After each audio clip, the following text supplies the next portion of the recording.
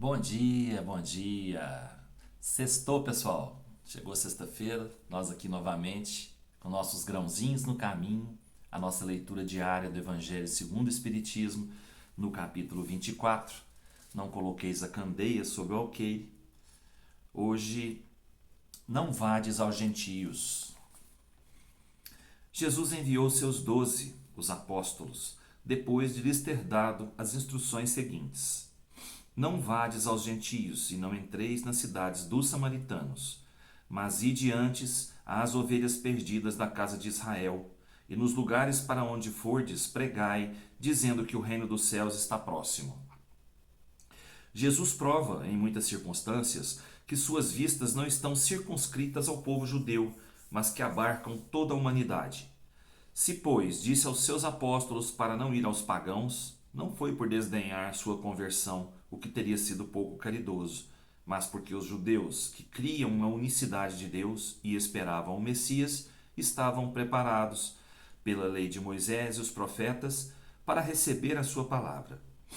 Entre os pagãos, a própria base faltando, tudo estava por fazer, e os apóstolos não estavam ainda bastante esclarecidos para uma tão pesada tarefa. Por isso lhes disse: Ide às ovelhas desgarradas de Israel, quer dizer, ide semear num terreno já preparado, sabendo bem que a conversão dos gentios viria a seu tempo. Mais tarde, com efeito, no centro mesmo do paganismo, os apóstolos iriam plantar a cruz. Essas palavras podem se aplicar aos adeptos e aos propagadores do Espiritismo. Os incrédulos sistemáticos, os escarnecedores obstinados, os adversários interessados, são para eles o que eram os gentios para os apóstolos. A exemplo destes, procuram primeiro os prosélitos entre as pessoas de boa vontade, daqueles que desejam a luz em que se encontra um germe fecundo, e o número deles é grande, sem perder seu tempo com aqueles que se recusam ver e ouvir e se obstinam tanto mais pelo orgulho quanto se parece ligar mais valor à sua conversão. Mais vale abrir os olhos a 100 cegos que desejam ver claramente do que a um único que se compraz na obscuridade, porque é aumentar o número dos que sustentam a causa em maior proporção. Deixar os outros tranquilos não é indiferença, mas uma boa política. Sua vez virá quando serão dominados pela opinião geral e ouvirão a mesma coisa repetida sem cessar ao seu redor. Então crerão aceitar a ideia voluntariamente e por si mesmos, e não sob a pressão de um indivíduo. Depois, ocorre com as ideias o mesmo que com as sementes. Elas não podem germinar antes da época, e somente em terreno preparado. Por isso, é melhor esperar o tempo propício e cultivar primeiro as que germinam, para evitar que abortem as outras em as apressando muito. Ao tempo de Jesus, e em consequência das ideias restritas e materiais da época, tudo estava circunscrito e localizado. A casa de Israel era um pequeno povo, os gentios eram pequenos povos circundantes. Hoje, as ideias se universalizam e se espiritualizam. A luz nova não é privilégio de nenhuma nação. Para ela não existem mais barreiras, tem o seu foco por toda parte, e todos os homens são irmãos. Mas também os gentios não são mais um povo, porém uma opinião que se encontra por toda parte e da qual a verdade triunfa pouco a pouco, como o cristianismo triunfou do paganismo. Não é mais com as armas de guerra que são combatidos, mas com o poder da ideia. Muito bem. O que Jesus quis dizer para a gente, quando falou para não ir aos gentios, está explicado aqui, né? Não adianta a gente ali ficar ali, ó, batendo em ferro frio. Não adianta. Se a pessoa tema em não ouvir e não aceitar a ideia, não adianta você ficar ali batendo em ferro frio. Vamos esperar o tempo certo. Essa pessoa vai chegar no tempo dela, né? As ideias dela vão ser aclaradas pela opinião pública mesmo. Ela vai ver que ela está errada, que ela está perdendo tempo em não aceitando as ideias que o Espiritismo traz hoje. Então nós temos que ter paciência, né? Tudo no tempo de Deus, como sempre. E na época de Jesus era assim. Era assim. Os judeus eram um pequeno povo. Israel era um pequeno povo. Vamos comparar hoje. Israel era Uberaba, né? Cercada por várias cidades. Uberaba era um povo mais esclarecido.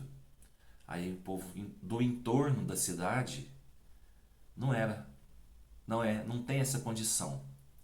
Não é esclarecido, ainda está na ignorância.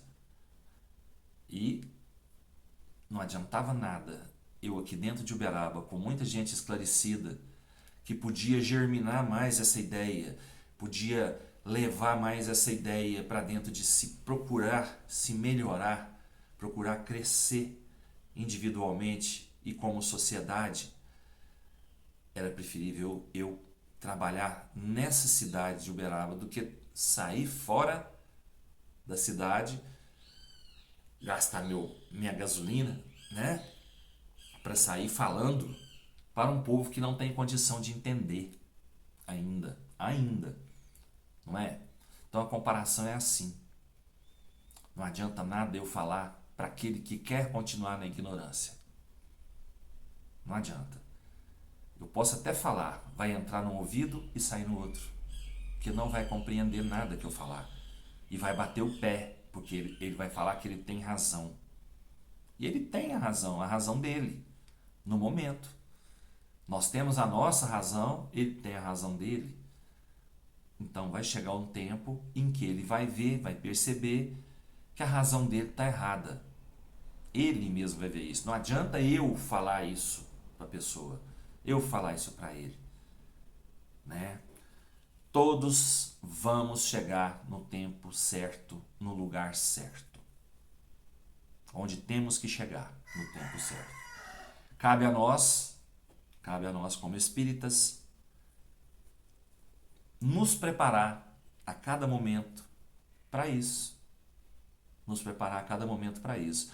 Cabe a nós espíritas divulgar nossa doutrina, né? Divulgar a doutrina de Jesus, que é o amor ao próximo, àqueles que estão em condições de aceitar isso, de entender isso. Não adianta nada eu ficar brigando com uma pessoa que não quer entender. Por quê? Não chegou o tempo dela. Não chegou o tempo dela entender. Então, não adianta. Religião, gente, é uma coisa que a gente não discute e não impõe a ninguém. Todos vão chegar no mesmo lugar, no mesmo consenso, em tempos diferentes. Só isso. Não é?